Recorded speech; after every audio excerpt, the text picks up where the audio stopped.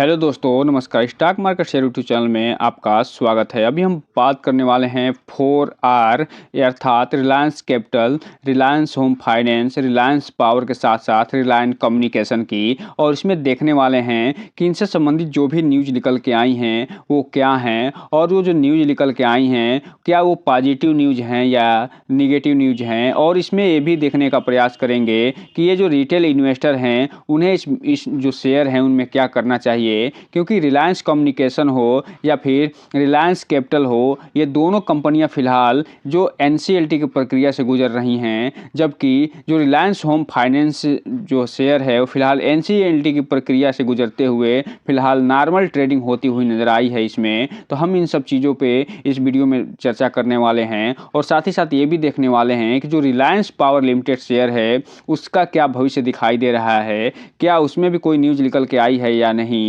तो चलिए दोस्तों, बिना किसी देरी के वीडियो शुरू करते हैं।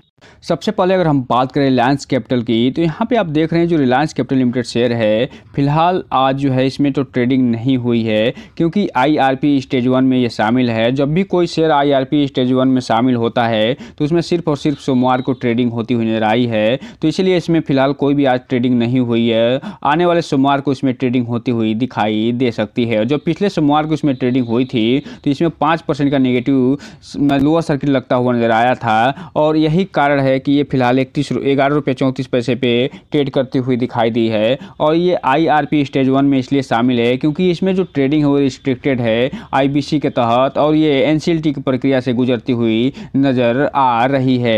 बात करें इसमें कुछ न्यूज़ की, अनाउंसमेंट की, तो फिलहाल यहाँ पर देख रहे हैं फिलहाल इसमें कोई भी न्यूज़ निकल के आती हुई नहीं दिखाई दे रही है। और जो पिछला न्यूज़ निकल के आया था वो 22 तारीख को न्यूज़ निकल के आया था, और ये जो न्यूज़ ये निकल के आया था कि ये जो कंपनी है उसमें ये जो क्रेडिटर्स हैं उनका जो कमेटी होती है उनकी एक मीटिंग हुई थी 22 तारीख को, और उसमें फिलहाल जो निर्णय हुआ था उसके बारे में अभी जानकारी तो नहीं दी गई है, लेकिन सिर्फ इतना ये बताया गया है कि एक मीटिंग हुई है। और एनसीएलटी की प्रक्रिया कहाँ तक आगे बढ़ी है इसके बारे में अभी फिलहाल कोई भी डेटा निकल के आता हुआ नहीं दिखाई दिया है, लेकिन जब भी ऐसे संबंधित डेटा निकल के आते हुए दिखाई देंगे हम आपको वीडियो बना के जरूर बताएंगे कि ये एनसीएलटी की प्रक्रिया जो कहाँ तक पहुंची है और ये कब तक फाइनल हो सकती है। अब हम अगर बात करें इसके ट्रेडिंग सेशन की, तो यहाँ पे आप देख रहे हैं कि जो ट्रेडिंग सेशन हुआ था 26 तारीख को यानी मंगलवार को, तो उसमें जो है फिलहाल इसमें 99 हज़ार यानी 1 लाख के आसपास शेयर ट्रेडिंग होते हुए नजर आए थे, और इसमें पूरे के पूरे डिलीवरी की नज़र उठते हुए नजर आए थे,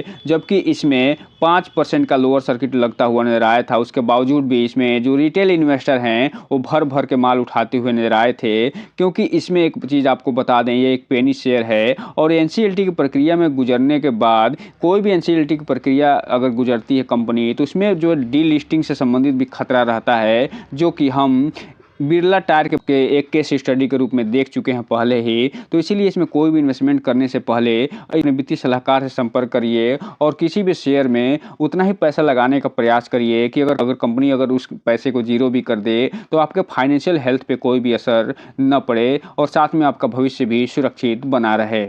अब हम अगर बात करें अगले आर की यानी रिलायंस कम्युनिकेशन की, तो यहाँ पे आप देख रहे हैं कि ये भी आईआरपी स्टेज 1 में फिलहाल शामिल होता हुआ नजर आया है, और ये जल्द ही शामिल होता हुआ नजर आया है। इसलिए इसमें जो लास्ट ट्रेडिंग हुई थी 26 तारीख को हुई थी, अर्थात सिर्फ और सिर्फ सप्ताह में एक सेशन ट्रेडिंग होती है, और वो सिर्फ और सिर्फ सोमवार को। और ये इसलिए होता है क्योंकि आईआरपी स्टेज 1 में जो भी शेयर शामिल होता है उसमें सिर्फ और सिर्फ सोमवार को ही ट्रेडिंग होती है। और यहाँ पे ये भी जो कंपनी है आईबीसी से गुजरती यानी इंसॉल्वेंसी जो बैंक्रप्सी कोड है उसके तहत समाधान प्रक्रिया से गुजरती हुई नजर आ रही है। और इसकी अगर हम आगे बात करें तो ये जो कंपनी दिखाई दे रही है इसमें आप देखते चले जाइए कि ये जो कंपनी में जो न्यूज़ निकल के आई है 27 तारीख को, उसमें कुछ न्यूज़ें निकल के आई हैं, तो इससे जो इसका ट्रेडिंग विंडो है फिलहाल क्लोज होता हुआ नजर आया है, अर्थात इसका Q3 का जो रिजल्ट है उसको जल्द आने की संभावना बन रही है। तो उसे हम चल के देखते हैं कि इसका जो ट्रेडिंग विंडो है कब क्लोज हो रहा है। और इसके अलावा यहाँ पे आप देख रहे हैं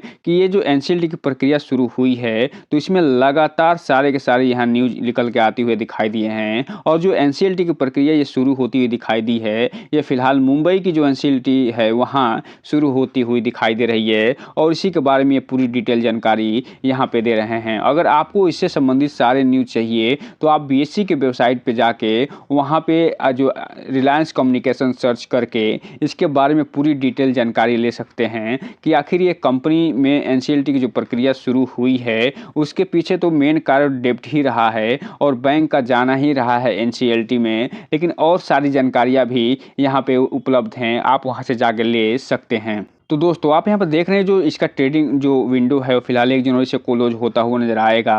और ये इसलिए क्लोज किया जा रहा है ताकि जो है Q3 का रिजल्ट आने से पहले इसमें कोई भी इलीगल एक्टिविटीज ना हो। और साथ ही साथ जो इसमें कर्मचारी काम करते हैं, जो अधिकारी काम करते हैं, वो इसमें सक्रिय न हो जाए और इसमें इंसाइडर ट्रेडिंग न कर बैठें। और जो अदर इस कंपनी के शेयर होल्डर हैं जो कि इससे जुड़े हुए हैं वो इसमें इंसाइडर ट्रेडिंग न कर बैठें रिजल्ट आने से पहले, इसीलिए इसको क्लोज कर दिया जाता है। और ये कब खुलता हुआ दिखाई देगा, ये जब इसका Q3 का रिजल्ट आ जाएगा उसके 48 घंटे बाद ही उनके लिए ट्रेडिंग विंडो खुलता हुआ नजर आ सकता है। तो इसमें आप यहाँ देख रहे हैं कि ये फिलहाल इसका जब ट्रेडिंग विंडो क्लोज हुआ है तो आप देखेंगे कि जल्द ही इसका Q3 का रिजल्ट भी आ सकता है। और जब भी इसके Q3 का रिजल्ट निकल के सामने आएगा तो उसे हम डिटेल से पढ़ने का भी कोशिश करेंगे कि इसका रिजल्ट क्या बता रहा है।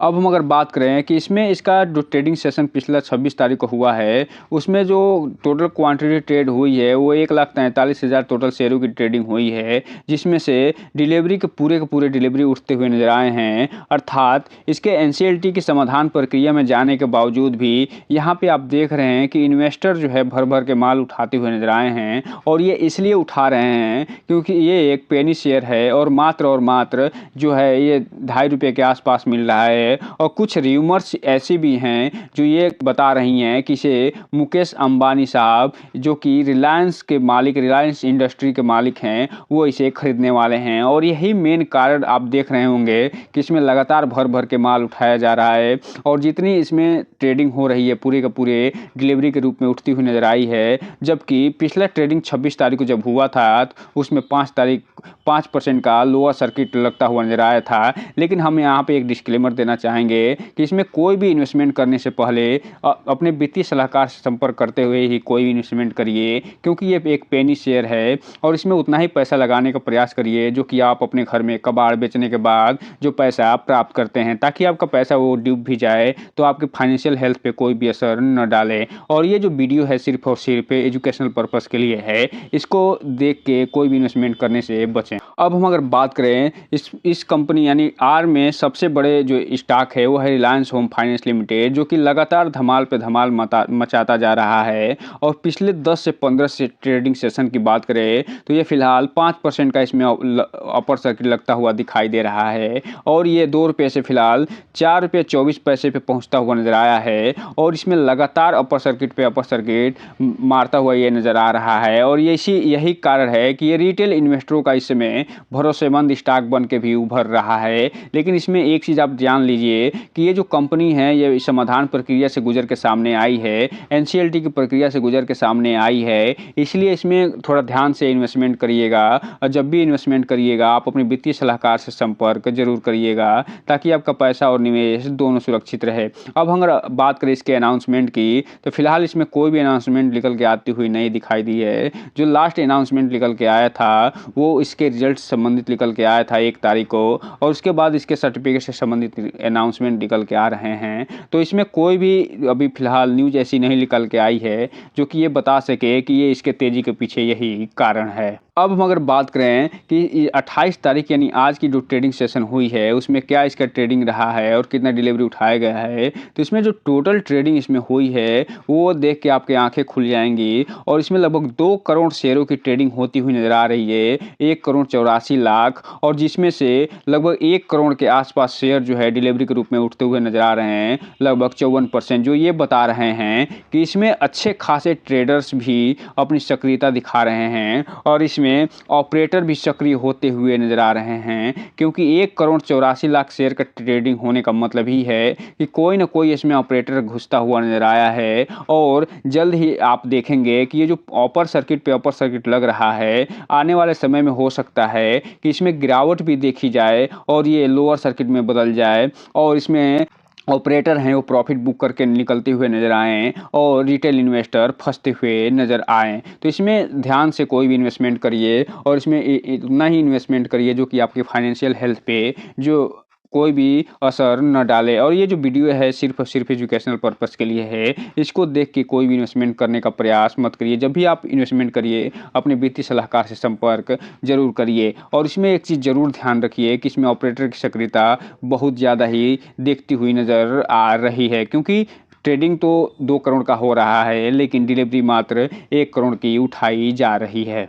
अब हम अगर बात करें अंतिम आर यानी रिलायंस पावर लिमिटेड की, तो फिलहाल इसमें 1% की गिरावट देखी गई है और ये 22 रुपये 36 पैसे पे बंद होता हुआ नजर आया है। लेकिन ये भी पिछले 1 सालों में अच्छा खासा रिटर्न निकाल के अपने शेयर होल्डरों को दिया है और 15 रुपये से बढ़ के फिलहाल 23 रुपये के आसपास ट्रेड करता हुआ नजर ये आया है और आज इसमें 1% की गिरावट देखी गई है। अब अगर बात करें आज के कुछ न्यूज़ की, तो फिलहाल इसमें कोई भी अभी न्यूज़ आता हुआ नहीं दिखाई दे रहा है। जो भी न्यूज़ निकल के आई है वो अभी कोई भी नहीं आई है, क्योंकि 27 तारीख, 22 तारीख, 20 तारीख और 13 तारीख के साथ-साथ 6 दिसंबर को फिलहाल सारे जो न्यूज़ निकल के आए हैं वो डुप्लीकेट सर्टिफिकेट से संबंधित न्यूज़ निकल के आई हैं। अर्थात इस शेयर के बारे में कोई भी न्यूज़ निकल के आती हुई नहीं दिखाई दे रही है। और अगर हम बात करें तो यहाँ पे आप देख रहे हैं इसके डिलीवरी पैटर्न की, तो इसमें अच्छी खासी डिलीवरी पैटर्न भी उठाई जा रही है और साथ में अच्छी खासी ट्रेडिंग भी हो रही है। तो यहाँ पे आप देखिए जो टोटल क्वांटिटी ट्रेड हुई है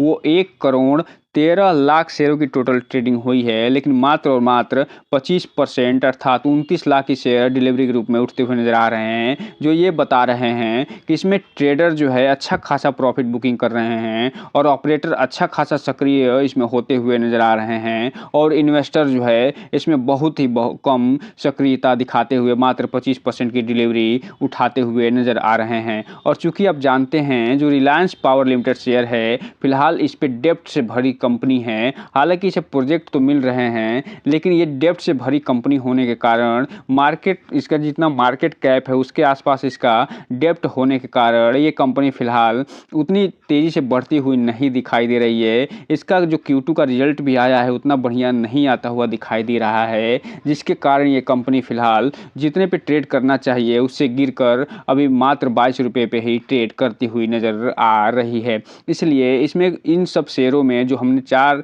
आर के बारे में बात करी, Reliance capital, Reliance home finance, Reliance communication के साथ साथ रिलायंस पावर लिमिटेड, इन चारों शेयरों में निवेश करने से पहले अपने वित्तीय सलाहकार से संपर्क जरूर करिए और इन चारों शेयरों के बारे में डिटेल जानकारी लेने के बाद ही कोई भी इन्वेस्टमेंट करने का प्रयास करिए, क्योंकि चारों के चारों जो शेयर हैं वो फिलहाल पेनी शेयर हैं और पेनी शेयर के रूप बारे में ये कहा जाता है कि ये जितनी तेज़ी से गिरते हैं उतनी तेज़ी से बढ़ते भी हैं और जितनी तेज़ी से रिटर्न निकाल के देते हैं उतनी तेज़ी से अब पैसे को जीरो भी करने की संभावना बना के रखते हैं। इसलिए जो भी इन्वेस्टमेंट करिए सोच समझ के करिए। तो दोस्तों ये रहा आज का वीडियो। इस चैनल को लाइक करें, सब्सक्राइब करें और बेल आइकन हिट करना तो बिल्कुल ना भूलें, ताकि नए वीडियो के जो अपडेट्स है आपको ऐसे ही समय समय पे मिलता रहे। जय हिंद दोस्तों।